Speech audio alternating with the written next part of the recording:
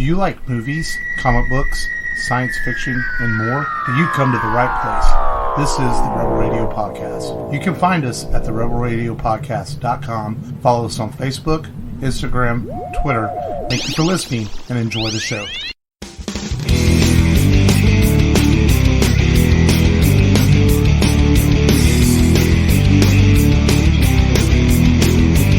Welcome to a new episode of the Rebel Radio Podcast. This is Mark. This is Matt.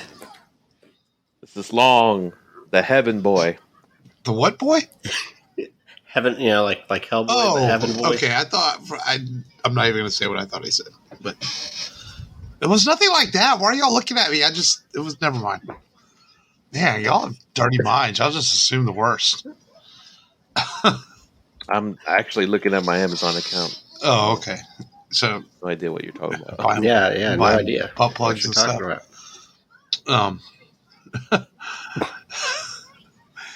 it's October, man. God, this year has kind of went by fast. What? Really has. And be Christmas before you know it. I know, man. And next week we're going to start our annual Halloween Horrors episodes. Doing 4 movies this year instead of 5. No particular reason, just maybe not. We didn't want horror overload scares me and Long. Not so much Matt. Matt could probably do horror every week, but me and Long are a little more. More sensitive.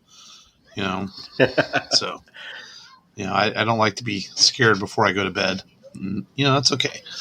But we'll talk a little bit more about that later in the show. Halloween Horrors will start next week, but for this week, a fun movie we're going to talk about in a minute. And but how has y'all's week been? Rainy. Yeah, not bad. Rainy. So every time I left from work in the morning, it was just coming down bad. Yeah, it was a lot of rain. A little bit cooler weather, though, so not too bad. Wasn't overly hot or anything. You're walking around okay? No more limping, Yeah, a whole lot better. My rehabs lately, they've been like, I don't have my brace on. I'm walking around pretty good. I can't do stairs yet. At least not how you would walk on them normally. Normally you step every other one. I have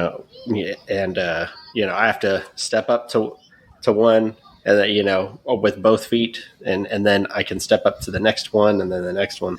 But so I've got flexibility. Well, it's good. Just pushing stuff.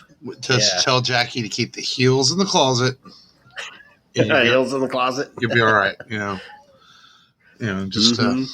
Body cavity search. Good body cavity searcher before events happen, so you don't get injured. Just looking out for you, man. Just looking out for you. That's all. Yeah, you're looking out. Yeah, man. Been good. It's been good. No kicking yet. I can't do any Cobra Kai, yet, but we're getting there. Or is it Eagle Talon? That's Eagle good. Talon. My Eagle Fang. Yeah. My week's been okay. This is the first actually kind of normal week I've had since school started. No kids got sick. Didn't have make any emergency pick them up or anything like that. It was actually a pretty normal week for the most part. I was like, I guess that's a good thing. I'm not as nice. I don't feel as tired tonight as I usually do on Friday nights. Sometimes I'm like, get to Friday night and I'm like, trying to get pumped up for the podcast, and I'm like, but I'm fucking exhausted. But today I feel okay, so I guess that's a good sign that the week went well. That's good, man. What about you, Long? Okay week. I know you've been a little under pressure. You've been a little cranky lately, but we forgive you. Yeah, I apologize for all that. Oh, it's okay. That's what friends are. That's what friends are for. To call you out on your bullshit. To call you out on your bullshit and accept your apology. I'm attacked now. I will accept any. Damn right, you feel attacked. That's okay. We all get it. We all get on our soapboxes or our crankiness. Me and Matt are not innocent in that. So. No, we all have our. No one's. We'd be calling the kettle black. That's right. Oh, why does it have to be black? The kettles are cast iron. Cast iron's black, man. I didn't invent the stuff. Yeah, did you see that? Thinking about that, this is kind of a news thing, but we can talk. Did you see that Jeffrey Wright feels he had to explain himself as to why it was okay that he's black and playing Commissioner Gordon in the Batman film? I'm like, I read he's such a smart, really brilliant actor. And he explained it like, Commissioner Gordon fights for, justice and peace and against corruption. And last time I checked, I don't think it matters if you're black and have to do that. And he gave a very simple but poignant answer. And it is sad that we live in a world that an actor still feels he has to explain why the part has been changed from a white person to a black person, because it doesn't matter really. It's not even a real person. He's absolutely right. Yeah. And he's not even a real person, one. Yeah. And it's the essence of the character that's brought to life, and that's what's important. And I look forward to his portrayal as Commissioner Gordon. He's a fantastic actor, so it should be fun. I think he's going to do a really good job of carrying on the legacy of Commissioner Gordon. So I think it's cool. I don't think they should be, actors should have to explain themselves because, one, they were hired for that job. So if you want to talk to anybody, talk to the person that did the casting. Right. Because obviously he got it on some merit, right. over someone else. Yeah, between Matt Reeves and his casting director, they felt that was the right person for the part. Yeah. Yeah. It's like ugh.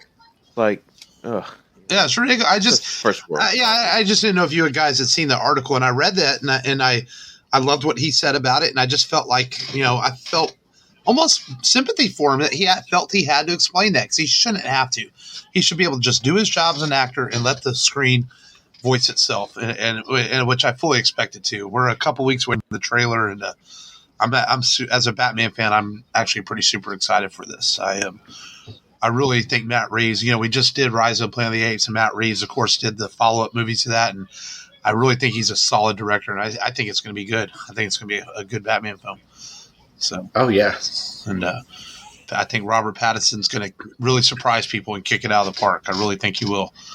You guys, I know I've teased y'all before about watching Tenet. I know, Long, you said you tried to watch and just didn't get that into it, but he's in that, and he's really good in it, man. This guy, he's not just a Twilight actor. The kid can act, man. So we'll see what. Oh no, I've never discounted him. Oh yeah, no, I'm just talking general audiences. Sometimes have discounted him. Yeah, but he's good. Yeah, I mean, to me, he's always the kid who got killed in Harry Potter. Yeah. And it's funny. I remember him in that too. I don't always so much remember him being in Twilight because I only didn't watch those. I mean, I did see the first one because I was married at the time. She wanted to see it, but past that, I never watched any of those movies. And so and Matt's over there like, I watched all of them. I'm sorry. I can see it on your face. Jackie has. I've watched all of them myself. One and done though, but I haven't had the inclination to rewatch any of the Harry Potter movies. Yeah. Well, I was talking the Twilight movies. I figured Matt probably watched them all. Oh, I've never seen the Twilight movies. I could say that. I had to see the first one, so I know what the first one's about. Those kind of movies are without sin. They have their place. They have their audience. They're not made for everybody. They were very popular books, so hey, they cashed in, made some money off some movies, and launched the careers of Robert Pattinson and Kristen Stewart. So hey, it is what it is, And Taylor. Yeah, but he's not really around anymore. What does he do now? No, he got fat. Yeah, so yeah. Did he really? He did, dude. He was like an ATA Taekwondo champion. Dude, there's videos of him on YouTube just tearing it up. I mean, he used to be pretty fierce as far as like a sparring, guy. But man, it's crazy how he just kind of fell. He's just nowhere now. You mean let himself go? Yeah, let himself go. He was looking like he was going to be an action star. For a little bit, he had like some small action films coming out, and I was like, okay, well maybe he's going to be like one of those B flick action film dudes or something. I don't know. And now he's not even that. Nope. Oh well, it happens. But we'll see. A couple weeks till the Batman trailer when DC Fandom hits. Looking forward to that. And I'm just going to put out a guess out there that we're going to get some Aquaman footage as well. I'm just going to I think that's going to happen. So we'll see. Let's get into today's show officially. Then we'll download this, where we tell people what we watched, streamed, checked out this week. I go first. I didn't watch a whole lot. I did watch a couple more episodes of Star Wars Visions. Man, why is everyone knocking on the Tatooine Rhapsody episode? I've seen a lot of hatred for that on the internet. I thought it was kind of fun. Star Wars doesn't always have to be serious. It can keep being kind of silly and goofy, and I thought that was a fun episode. Yeah, and, I watched halfway through it, and I'm like, I'm not watching that. It's kind of corny, but it's not bad. No, I didn't hate it. But I'm not hating it. I just didn't finish it. Yeah, and that's really, man. I watched that, and I watched another. I'm about three episodes into season 2 of Titans. Season 2 starting out a little bit slower than season 1. I can see why it almost did not get a third season, because season 2's a little rougher to watch for some reason. But I've heard really good things about season 3, that it's gotten back to as good as it was in season 1. So I'm going to try to rough it through season 2 and get to season 3 and see where they go with it. And then that's about it, man. I didn't watch a whole lot this week. Oh, I did watch a couple episodes. And Voodoo had I'm a huge Highlander fan. Y'all know this. And they had the TV series. Mm-hmm. They had the entire TV series, all 6 seasons, for like $16 on Voodoo. So I couldn't pass that opportunity up, because you cannot get that show on Blu-ray or anything else. And it has been remastered. So about the only way you can get it remastered is through Voodoo. So for that price, I mean, that's 110 episodes for $15 or whatever it was. And so I started watching the first few episodes of the first season. And actually, the show holds up pretty well, considering it was a syndicated 90s show. So I still like it. Still good stuff.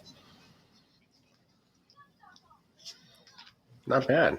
I think I caught a few episodes of that. And it was on Sci-Fi Channel for a little bit, I think. Oh, yeah. They used to air it in syndication quite often. Yeah, Sci-Fi Channel. So, yeah, I like it. It's good. It's a good show. It's well written. A lot of history in it. He goes back, obviously, flashbacks to different times in his life, and a lot of different history moments in it, and good characters. The show won, it was nominated, won quite a few science fiction awards back when it was on, and Highlander was well received. I think it sits at like a 7.0 on IMDb, which is a pretty solid rating for a syndicated television series, It's not bad. Based on a cult movie. Yeah.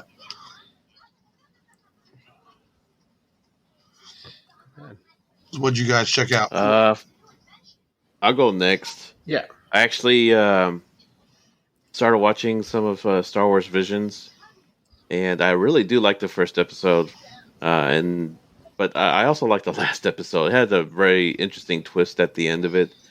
Seems like it should be a 2-parter, but I highly recommend that one. And then the 8th Jedi is a very good one as well. And it's basically about a lightsaber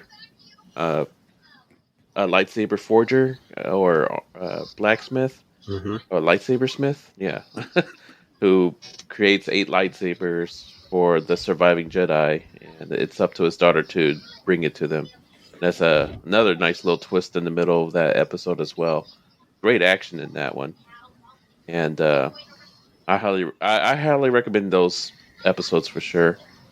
And there was one that had some surprising voices, some celebrity voices in there, and I don't remember who. Let me see. I know that Alison Brie. Okay. And Neil Patrick Harris is the voice of the twins episode, which is another good one. It's over the top, but it's a very fun little story. Matt, have you seen any of it yet? I have not, and I keep forgetting about it. That Star Wars Visions is a thing now, so I need to get caught up. Yeah, and the Halloween Lego episode hit today also. Aren't they going to do like a Star Wars holiday special again? Well, they did a Lego one last year. This year they did. That's a Lego Halloween one. Yeah. Okay. Oh, it's called The 9th Jedi, and I'm trying to see who were the main voice actors.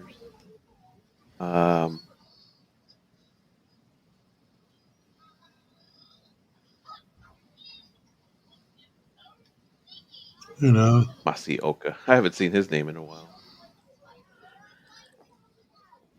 Anyways, it doesn't matter. I also watched a couple of episodes of What If. Oh, cool. And I saw the last episode, and I kind of picked and choose whichever ones that was interesting to me. I didn't really watch it straight through. Mm-hmm. And I should watch the Doctor Strange one. Because it has some links to the last episode of What If. But yeah, that's my download this. Nice. Y'all mentioned Harry Potter earlier. It was funny because my wife saw that Harry Potter was on HBO Max, and she was like, "Let's watch it." And so, man, this week I watched movies 1 through 6. So all the way up to Half-Blood Prince, but didn't watch Deathly Hallows. And I'm not a huge Harry Potter fan. I feel like they're good movies, but they get better obviously as you keep going. I feel like the first two, they're a little bit more kiddie. I'm starting to feel geared towards kids. I'm starting to feel too with Harry Potter that it doesn't feel as timeless as some of the other great epics, if that makes sense. Like Lord of the Rings instantly felt timeless when it came out. We know Star Wars and Indiana Jones, the Star Trek films, some of those other epic franchises feel timeless. But Harry Potter feels like it's kind of stuck in that 90s, 2000s rut. And I don't know if 20 years from now, if it'll be as timeless as some of these other classics, if that makes sense. Yeah.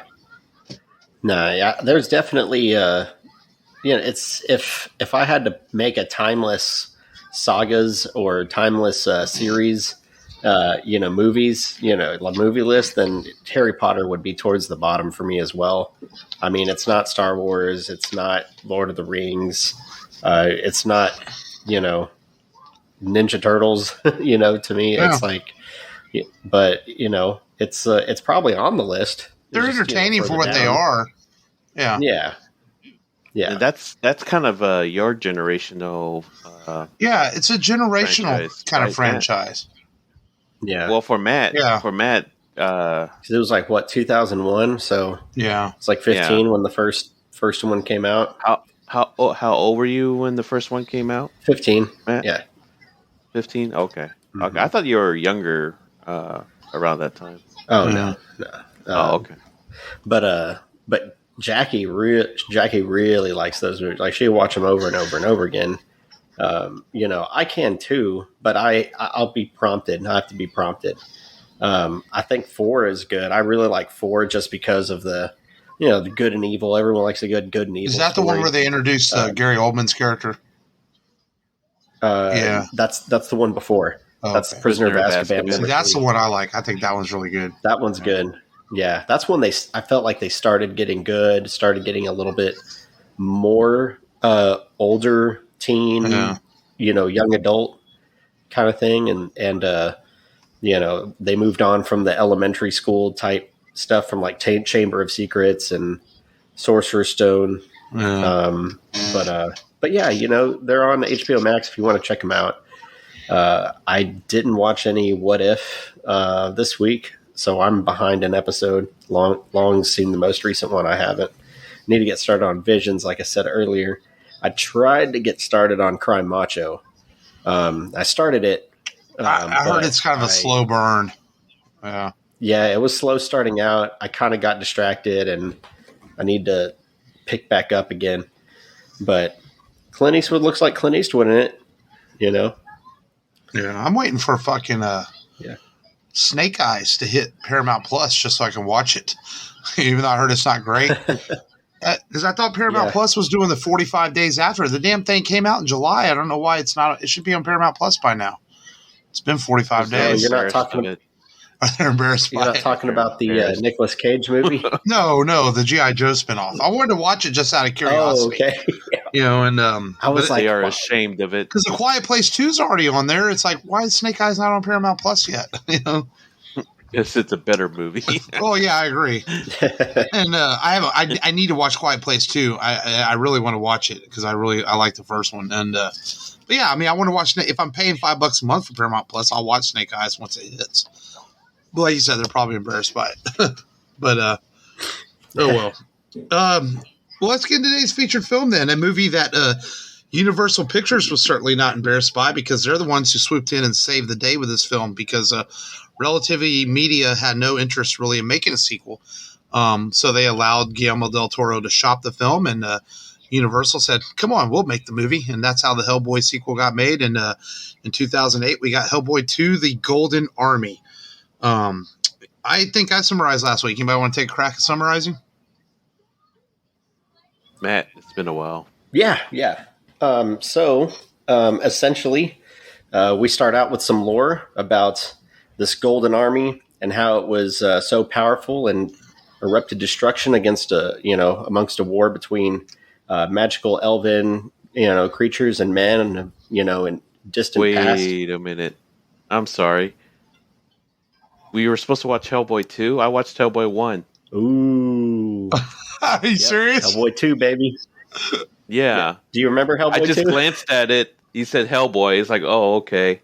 And then the title says Hellboy 2 on the... Oh, crap. It's okay. Yeah, anyways, we'll just go. Yeah. We learn about this, this treaty that was made so that the Golden Army, would be at rest, in a treaty between man and elf and, the magical underground kingdoms that they're down there that they kind of allude to. We go back into present time and there's the prince has, arisen and come back, and he was banished, and he wants to enact this Golden Army again because he feels like humankind has bastardized nature and they're just consuming and, rising shopping malls, and, he doesn't like what the humans are doing. So he wants to start this war again. And he basically puts together pieces of the crown again, and it's up to Hellboy and Abe Sapien to stop him from, putting all three pieces together and stop the Golden Army. Well, don't dismiss Liz. Of course, we have Doug. Yeah. And, there's awesome makeup and effects in this one. I mean, way farther than, the first movie went. The monsters and the henchmen are way more elaborate in my opinion. Seth MacFarlane voices Krauss, and he's a cool character. Selma Blair is back, and Doug Jones is back, actually voicing Abe Sapien this and time. several Last characters. movie he didn't voice them. And several characters, yeah. Well, Prince Nuada is awesome. I like his fighting scenes in the beginning, and when he takes the belt from his dad.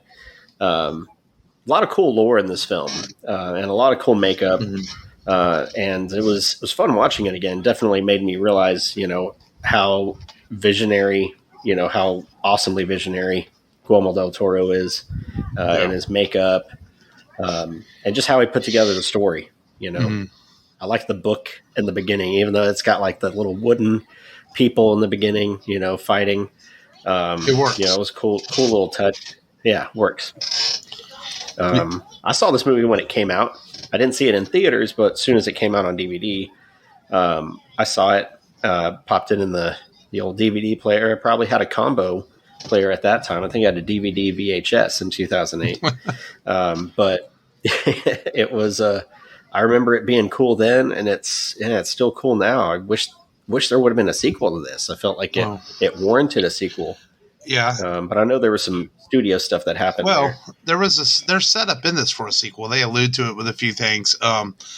This was the last, I think I mentioned at the end of last week's podcast. This was the last movie I saw in a regular flat seated theater without the stadium seating. In a little mall theater in Austin, Texas. I actually was visiting my sister and saw this in Austin. And I immediately liked it for a lot of the same reasons you did, Matt. Some of the problems with the first one is the studio was stuck on adapting a the Seeds of Destruction comic book. And Del Toro was okay with that too, but it had budget restraints. And this one Universal came in and they believed in this movie, and they gave Del Toro plenty of money to shoot the film better. They trusted him in what he could do, and they basically said, go make this movie and make it awesome. And he did. This movie only did not find box office because a little movie called The Dark Knight came out the next week. And it kind of destroyed Hellboy 2. And Universal has even admitted that was a mistake. Because Universal was all willing to make a sequel, but when the movie didn't make any money, like any studio, they're like, we're going to back out. And of course, we'll talk about a little bit more later how Del Toro fought for years to have Hellboy 3 made. But that's the biggest issue why this movie didn't make money is because of The Dark Knight. But it does not make that's not a good movie because it's a really solid comic book movie.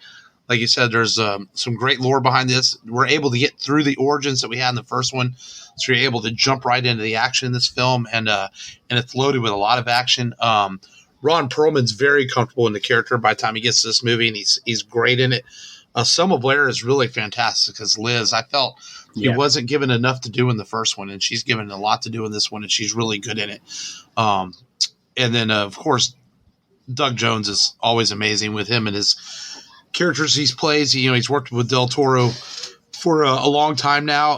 The top 5 we're doing later in the show is pretty much a Doug Jones spectacular. If you're looking at top 5 Del Toro creatures, because he's just so good. Real. That's so good at what he does, and the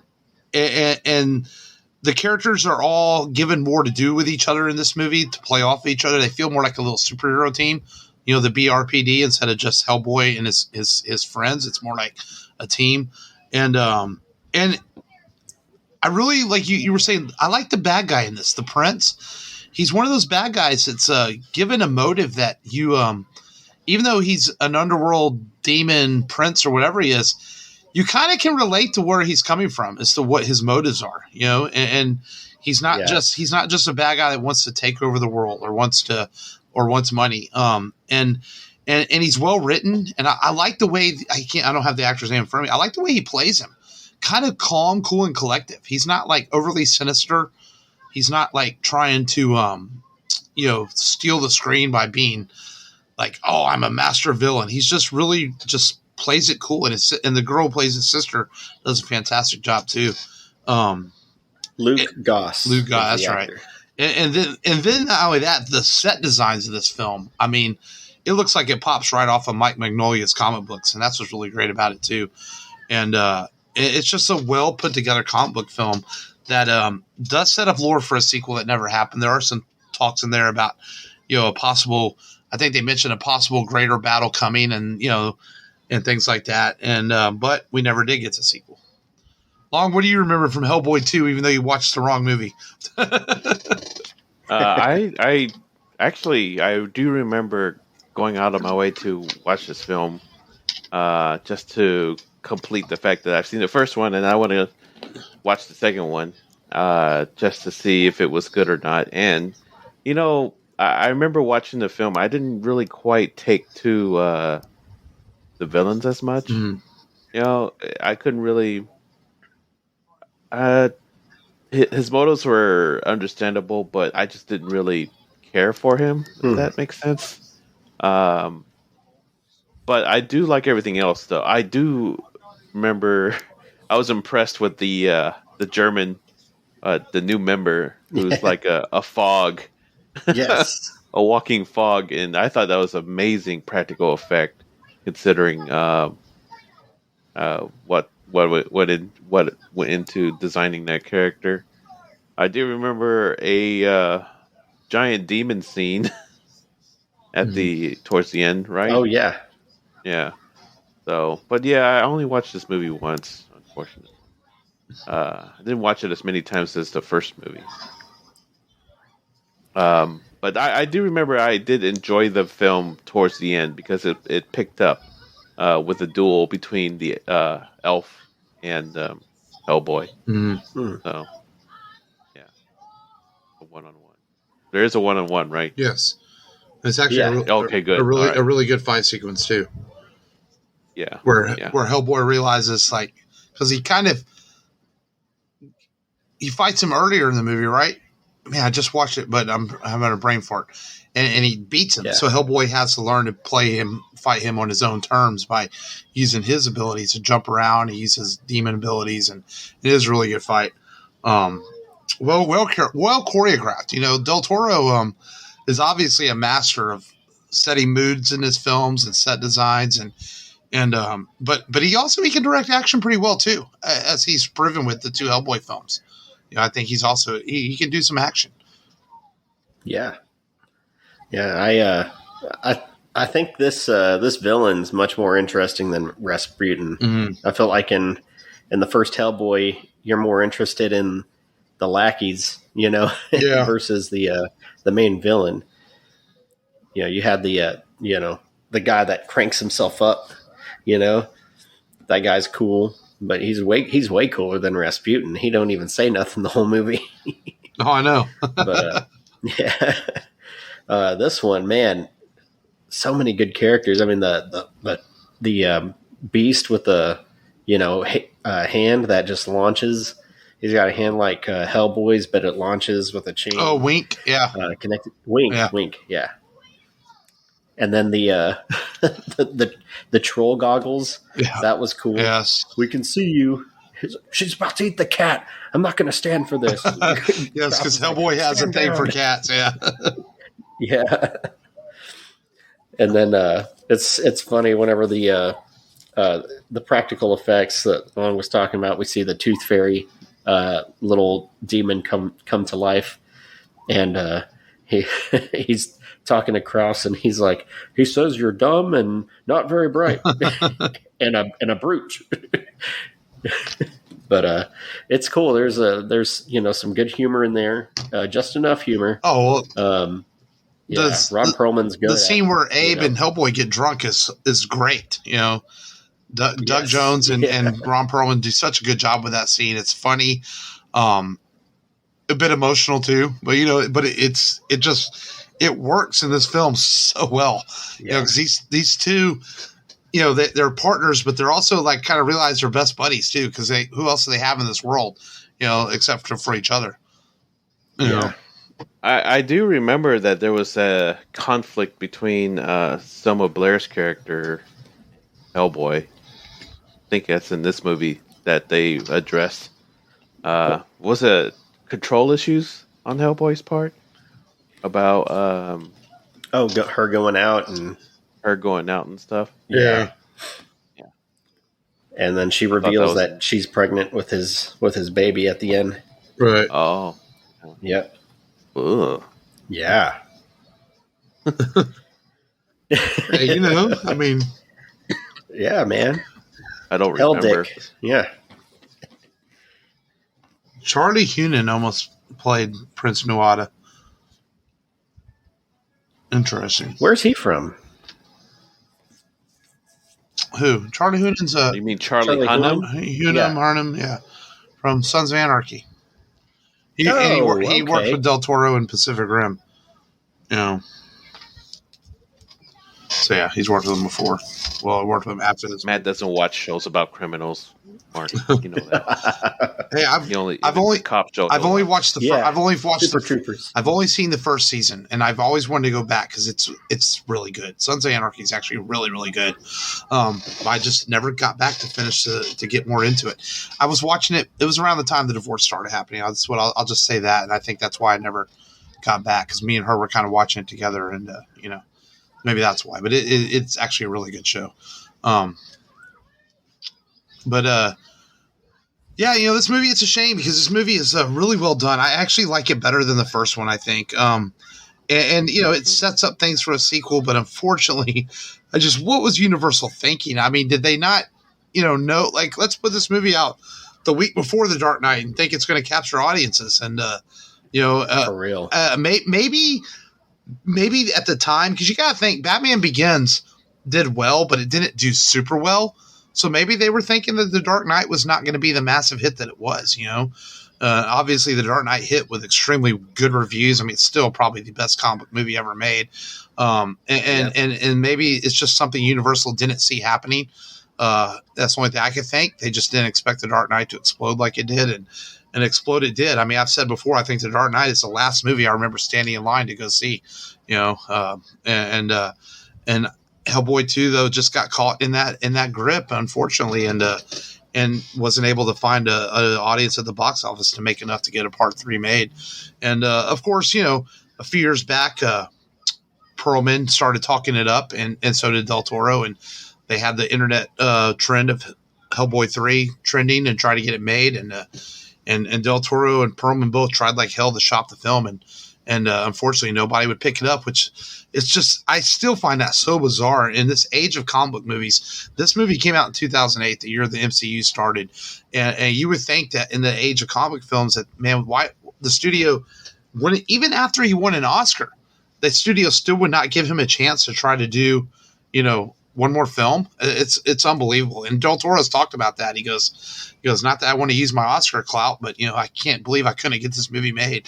And finally they gave up on it, and the studio did the reboot a couple years ago. And I'm not going to say because they're racist. I'm not going to say awful reboot because I haven't seen it, but I have not heard great things about it. I imagine it's something I'll sit down one day and watch the David Harbour version and just see what it's about. But fortunately, we did get 2 really good Hellboy films. And we got 2 animated films. If you've never seen those, Perlman does the voice in them, and they're actually both really good too. I mean, they're always on sale on Vudu for like $7-8. You get both of them in a dual pack, and they're really well done, based on some of Magnolia's comics and stuff. And I really like those too. But Hellboy, I think, is a really cool character. I mean, it feels like the type of character too that could be right for like a television show, Yeah. And with many adventures of Hellboy. But I enjoy the 2 films we got with Perlman, and I'll always enjoy him. Perlman, he enjoyed doing it. That's how the talk got started up again. He had done a Make-A-Wish for a kid, and he dressed as Hellboy, and it kind of got talk starting again and everything. Now, of course, unfortunately, Selma Blair is kind of retired from acting because she's has health some health issues with MS and stuff, and sad to see her. Multiple sclerosis. Yeah, sad to see her suffer through that because she was a really good actress. She's a really good actress. She's really good in this movie, and so wish her. She's bald now. Yeah, wish her the best, and dealing with her issues, and but there's some great stuff in this. Doug Jones has been I almost feel like Del Toro is responsible for bringing her onto the world, or him into the world with the parts he gives him. And I know Doug Jones has been doing stuff for years in Hollywood, but he's Del Toro's go-to guy for putting on creature costumes and makeup and stuff, and he's unbelievable at it. And the guy is also, he's super nice. He was a comp loser a few years ago, and people gave him nothing but rave reviews about how nice he is to people and stuff. And so our top 5 today. Oh, well, what do you guys rate Hellboy 2 before we move on to the top 5? I give this movie an A. I think it's a really, I like it a lot better than the first one. I think it's really good. Yeah. B+. I was gonna say long B+. I feel like there's other movies that I would consider an A, and this movie's not as good as those movies. I mean, this one, it could be an A for other reasons, but it's a B+. Yeah, we all suck. Y'all's opinions don't really matter anyway. I'm just kidding. Well, you're too easy on movies. Maybe sometimes. Yeah. I just really enjoyed watching this week. So the comedy. So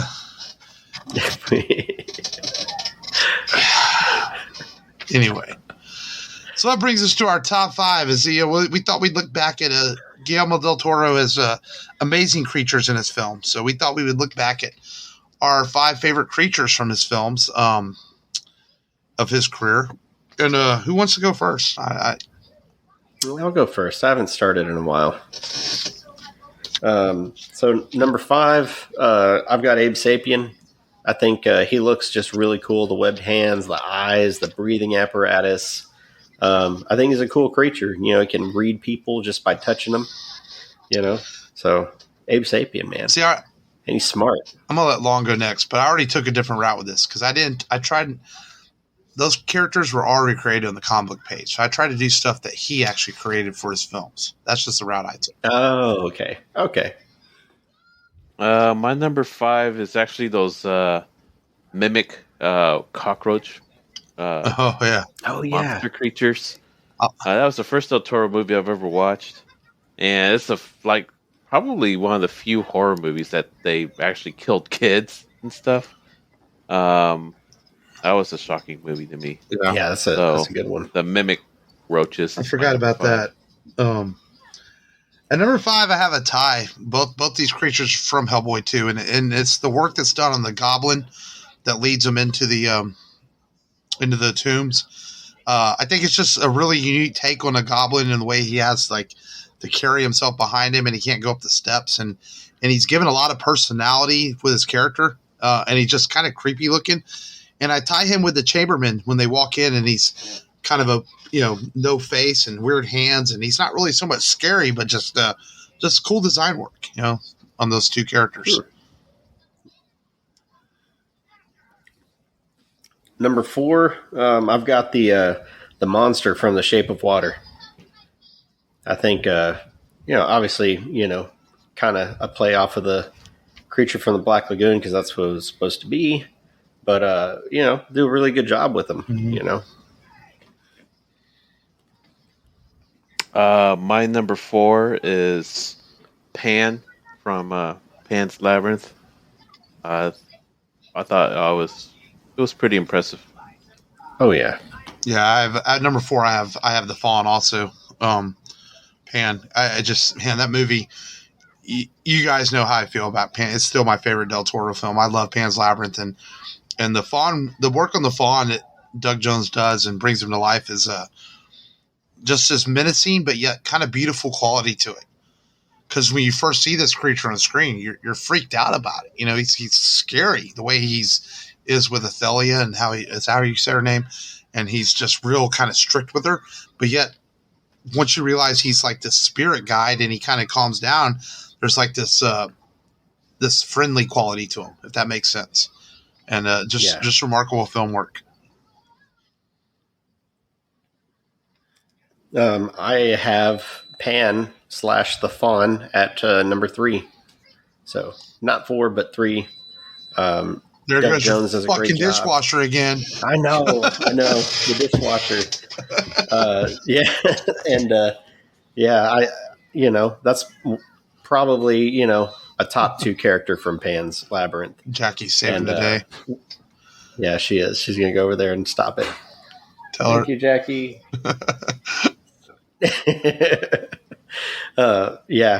It's Pan's Labyrinth, man. Always reminds me that Del Toro turned down 7 because he thought it was too violent. And there's a dude's bashing a guy's face in with a pipe in Pan's Labyrinth, and I'm like, make a decision, make up your mind. Hey, he had his moral standards.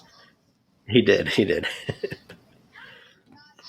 Number 3 for me would be the Ghosts of Crimson Peak.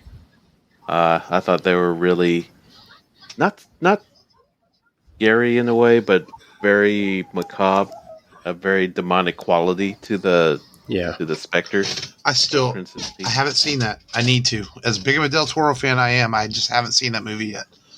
And not bad. It's on Netflix now, I think. So I think I can watch it. I saw that the other day. It came across, so I need to watch it. It's got Tom Hiddleston in it, right? Yeah. Yep. Yes. Tom Hiddleston is in it. At number 3, I have the monster from The Shape of Water. Kind of flip flop with Matt, man. Just that movie. The Shape of Water surprised me. As a Del Toro fan, I didn't have a lot of interest in that movie. I just was like, I don't know, man.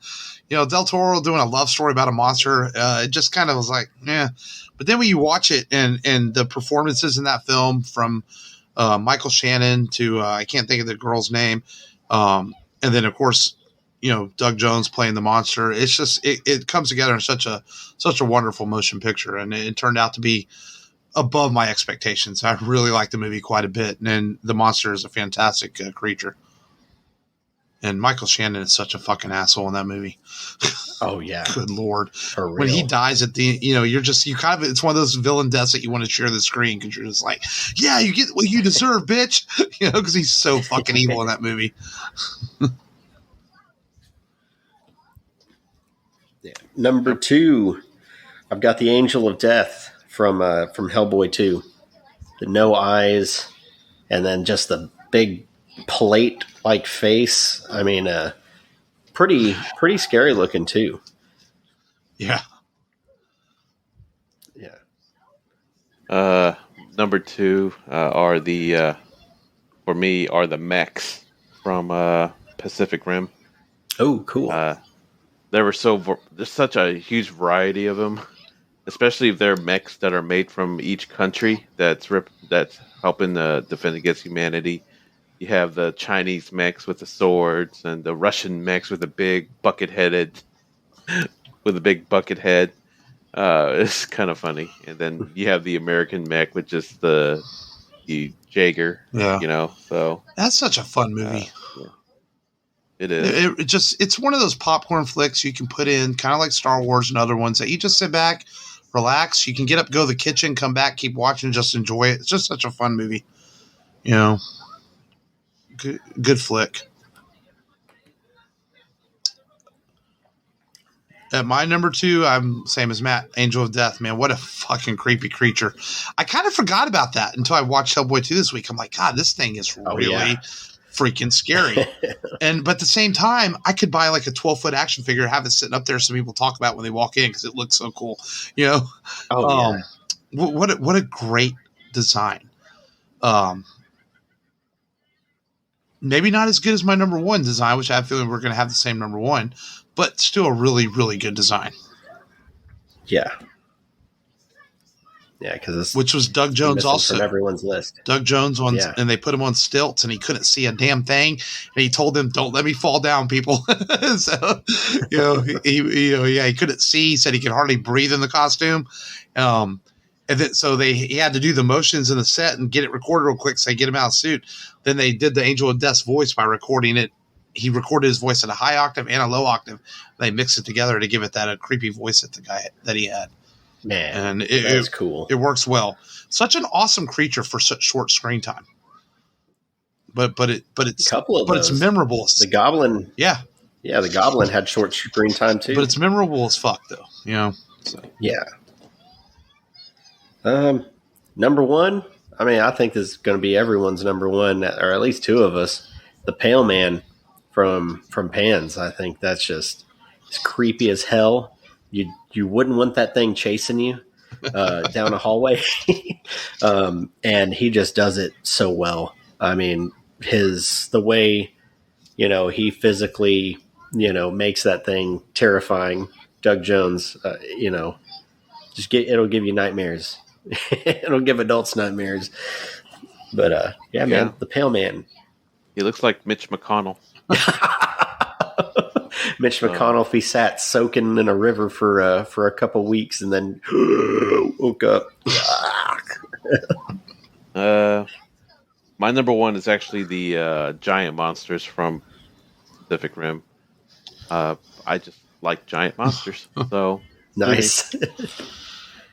Giant monsters. Well, I'm suing you. Yeah, my number 1's a Pale Man too, man. That thing, nightmare inducing, no doubt. When I first saw Pan's Labyrinth, I remember I actually saw, this may be crazy, I actually saw Pan's Labyrinth with my mom. I convinced her, I was like, Mom, go see this movie. I'm telling you, people are saying it's great. And she really liked it. She enjoyed it. But I remember her saying, that thing without the eyes, that's going to give me nightmares, Mark. And she was, and I say, yeah, it's pretty damn scary. And it really is. It's, oh man, such a creepy. It makes you wonder what Del Toro's sitting in his house and doing his concept art, and what he's thinking when he comes up with this shit, man. And it's incredible, and he's such a good director. I'm looking forward. I mean, I rewatched the trailer for Nightmare Alley, and that movie looks really good too, man. He just continues to do good stuff. And I can't believe that I know Hellboy 2 didn't make a lot of money, but I can't believe that Universal, they believed in the movie so much they gave him money. And then he went to them and said, let me make, Creature of the Black Lagoon for you. Let me reboot your Universal monsters. And they told him no. And, it's just like, what? Then he wanted to do a Pinocchio remake for Disney, and they told him no. But Pinocchio, though, it's still on Del Toro's list to do, because Pinocchio is not a Disney-owned property. It's a public domain property. Public domain. So he can still do his Pinocchio film for a different studio if he wants. To me, he's a visionary director, and I look forward to what else he does in his career. And the guy has done some good stuff so far, and so we'll see what he does next after Nightmare Alley and comes around. But good stuff, man. Let's do some news before we get out of here and preview Halloween Horrors. So Venom: Let There Be Carnage is in theaters this week, and we're going to spoil some shit here. We have not seen the movie. I mean, I think all three of us. Long might not see it all. I'll wait till it comes out on video. I'm not in no rush to see this. But the end credit sequence, which Marvel movies are known for, mostly the MCU, is causing quite the stir. So we're going to spoil the fuck out of this right now. So apparently this end credit sequence, I know, Long, you don't know yet. I don't know, Matt, if you went and read on the internet, but I guess Tom Hardy, Venom, or Eddie Brock, Venom, is in a hotel room, and Venom and him are kind of talking, and they remerge. And like, I guess they're transported out of their room into some hotel, and they're both like, what's going on? Whenever all of a sudden on the television screen, we get the ending sequence from Far From Home. And it is revealed that Tom Holland is Spider-Man and Peter Parker is Spider-Man, and Venom apparently licks the screen. And that's how it ends, effectively merging the Sony and MCU universes together. And whether you like the Venom films or not, this is big news. It seems that to all but confirm that Sony and Marvel may have worked out some of their differences behind the scenes and are going to merge their universes and allow these characters to be used together. And let's be honest, whether you like the Venom movies or not, everyone wants to see Spider-Man fight Venom at some point. That's what everyone wants to see. And it brings a lot of Spider-Man, though. It brings a lot of truth to the rumors that Tom Hardy was seen on the set of No Way Home. So maybe he made a existing cameo to tie the two films together. So I think this is cool. So maybe we'll get Tom Holland Spidey versus Tom Hardy's Tom versus Tom. They tried in a couple of years. Yeah, they tried to get Cumberbatch to comment on No Way Home, and they said, what he thought of the movie, and he just said it's ambitious. Yeah. So there's a lot that's going to go on. I mean, they've already. I've seen a spoiler for Electro's entrance, so Jamie Foxx's appearance has already been released. Through we already know he's in the film. Media. Yeah, he's on the cast. So. But still, the jury's still out on Garfield and Maguire. If we're going to, I don't think you need all of them, man. I mean, Maguire's fat and old now. Man. I thought he was in decent shape. And Garfield, he's weird and does indie flicks, So that's true. I don't know. Hacksaw Ridge. I'm good with them bringing the villains in. I don't need more Spider-Mans. We have a Spider-Verse. We have a Spider-Verse movie already, and it's a great movie, and we're getting a sequel to it. That's the way I feel about it. December 29th, the Book of Boba Fett comes out. Disney Plus confirmed that this week. So more Star Wars soon. And rumor is that, The Mandalorian's usually in October, but because of COVID, season 3 has been pushed back a little bit. And rumor is that we're pretty much going to get Mandalorian season 3 almost immediately after Book of Boba Fett. So maybe sometime in February, we'll get nice Mandalorian season 3. And the Cassian Andor series is wrap production. So we'll probably have that in our hands sometime in the spring of 2022. So all the Star Wars is coming to us, folks. Get ready. And we're gonna stick with Disney and Marvel for a minute before we talk about some other news. Have y'all heard about Marvel's legal fight with the Steve Ditko estate? Yeah, his sons are fighting for copyrights to these characters, Doctor Strange and Spider-Man and a few others. And if Marvel loses these copyrights, man, it can affect the films, can affect the comic books. Now, chances are they're going to end up settling out of court, and probably pay the Ditko family quite a bit of money. But it's scary to think that that things could change drastically if Marvel doesn't win this fight. It could really mess up their movie plans for the next few years. So they'll settle. I think they'll settle. Yeah, I think so too. So we'll see what happens with that. Last bit of news, man. This came out of left field this week. I'm a big Babylon 5 fan, one of my favorite science fiction shows of all time, and it's going to get rebooted on the CW. And the first thought is you hear the CW, oh man, the CW, I know. But J. Michael Straczynski is on board. He's executive producing. He's going to write the pilot. He's also going to be the showrunner for at least the first season if it gets picked up. And of course, he's creator of Babylon 5. And I was reading, JMS is very active on Twitter.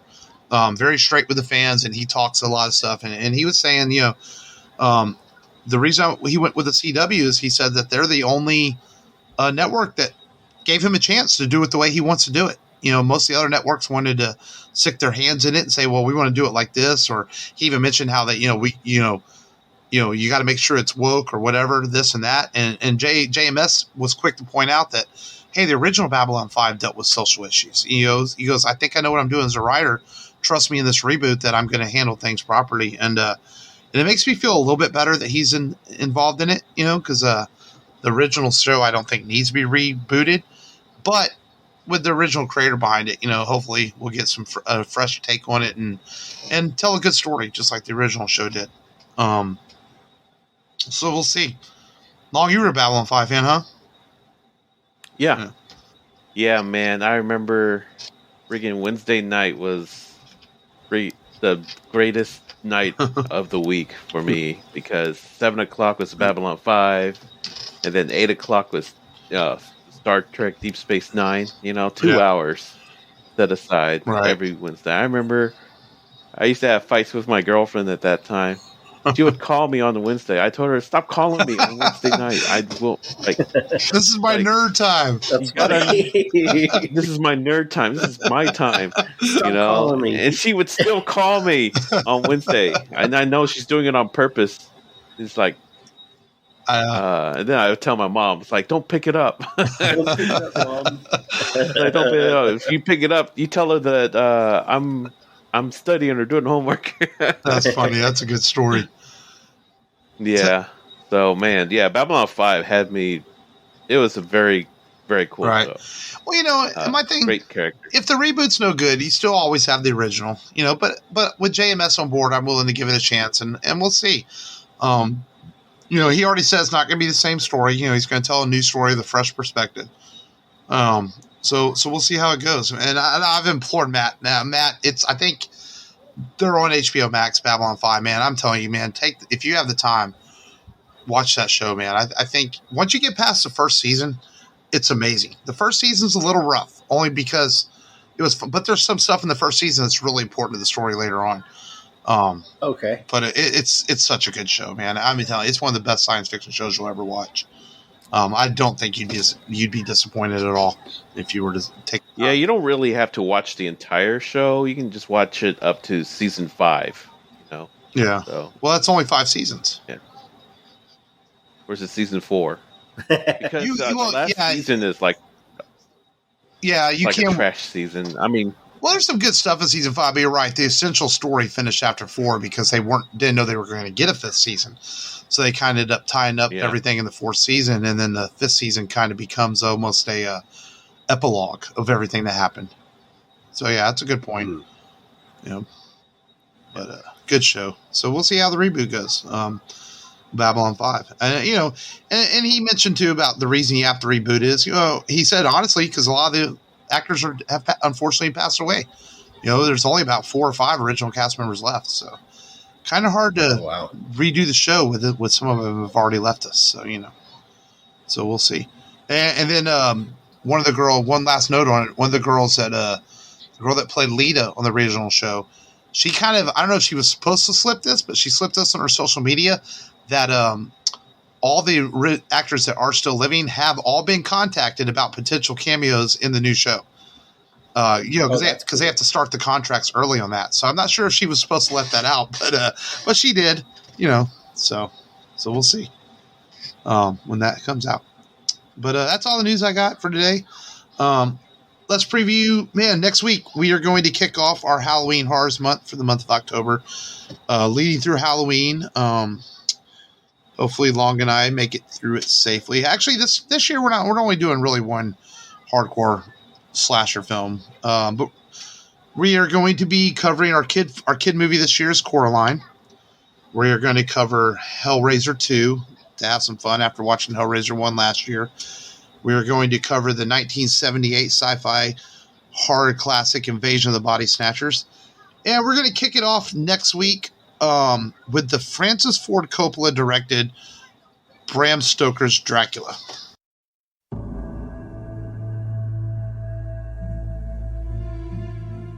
Here occurred the frightening and shocking history of Prince Dracula and the woman he loved. I have crossed oceans of time to find you. Ja, Dracula. There's a sinister, darker side to him I find irresistible. I have never met any man with such a passion for life. He is unlike any man. What are you? Vampires do exist. This one we fight, this one we face, can take on many forms. He is both young and old. He can appear as mist, as vapor, as the fog, and he can vanish at will. My love. The power of his evil desire has no end. You've got to go to him, and you've got to love him. She is a willing recruit and devoted disciple. She is the devil's concubine. Join me in eternal life. Your salvation is his destruction. I want to be what you are. I want to see what you see. I want to love what you love. Take me away from all this death.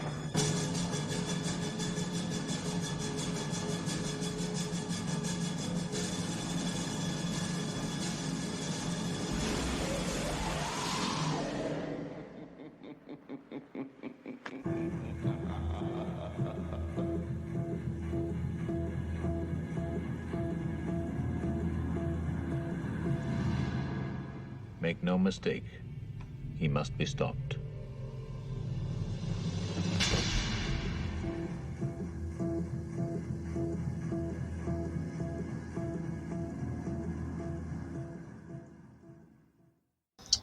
Yes.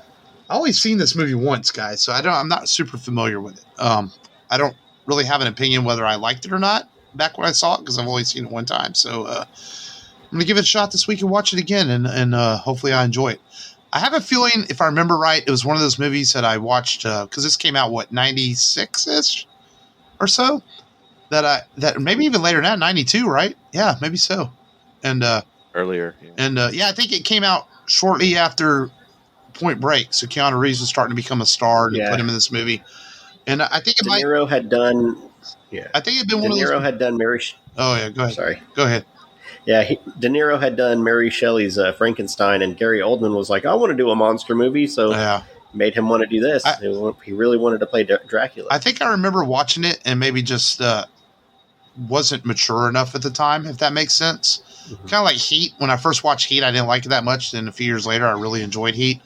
There's some movies that are like that. Maybe you're just a little too young for them. I think Dracula might have been one of those at the time. I was just like, oh, that's cool. It has boobs in it. Other than that, I didn't care. Yeah.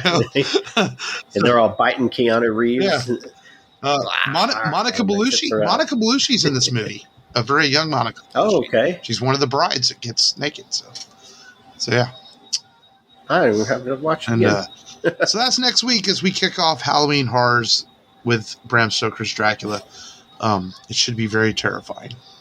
And Yes. that's it for this week. As always, stay safe. Go to rebelradiopodcast.com for all your Rebel Radio needs. And we thank you, as always, for listening. And until next week, this has been Mark. This has been Matt. This is Long. The hell, heaven boy. Yeah. Remember, as always, just go there and do it. Do it.